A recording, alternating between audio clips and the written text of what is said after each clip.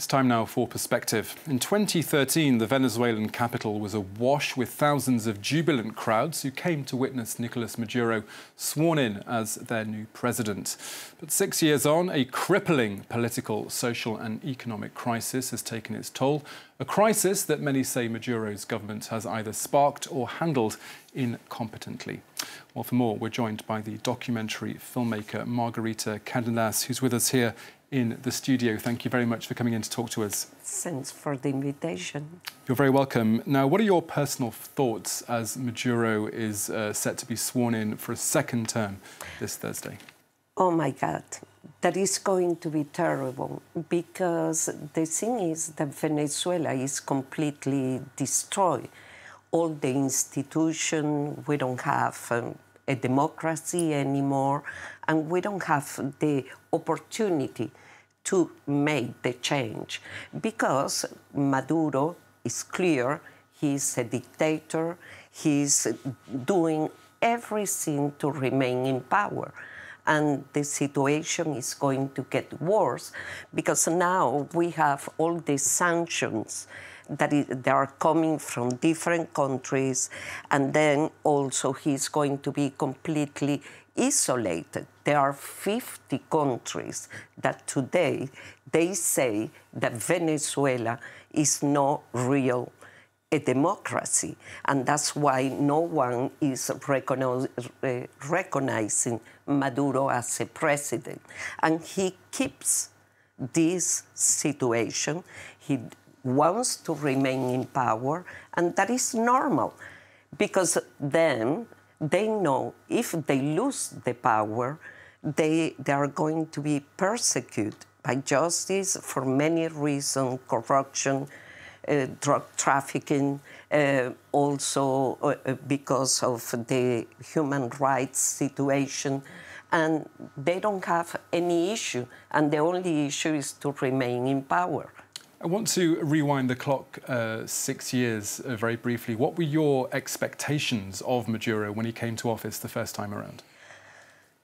At that time, well, for me, of course, I knew that it was going to continue to get worse and worse, this situation, because this situation didn't start with Maduro, or because the oil crisis. The problem began many years ago, and that was getting worse and worse slowly. And, you know, at that moment, when Maduro, that he won, we don't know, but anyway, that was very close with Capriles, that was the other candidate. We knew that the situation was going to get terrible. And it is. Now, today, Venezuela is a country completely destroyed. Who, though, in your view, is best placed to try and oppose him? Who could be a better president in the current climate than Nicolas Maduro?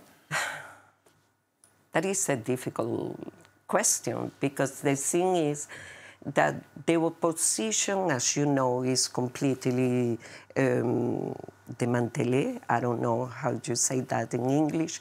And all the leaders are either in prison, or they don't have the right to do politics, or they are in exile.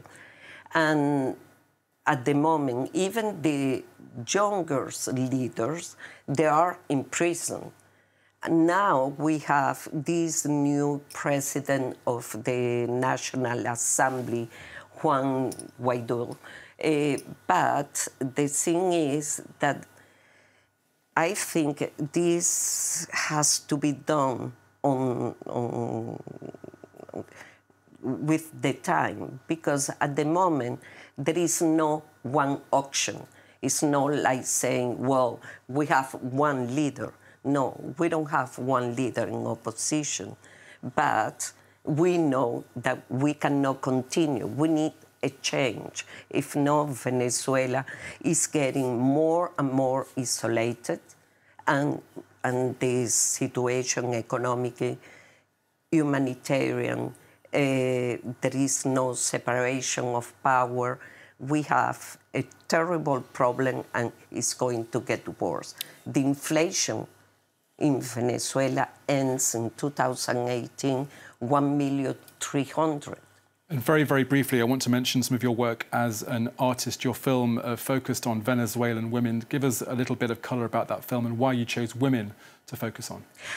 Well, because the thing is that in Venezuela, we are a machistic society, but the women are the most important in the houses. They are the one that really runs the day, and that's why I choose them, because they work, they have to cope with food, organization, and everything.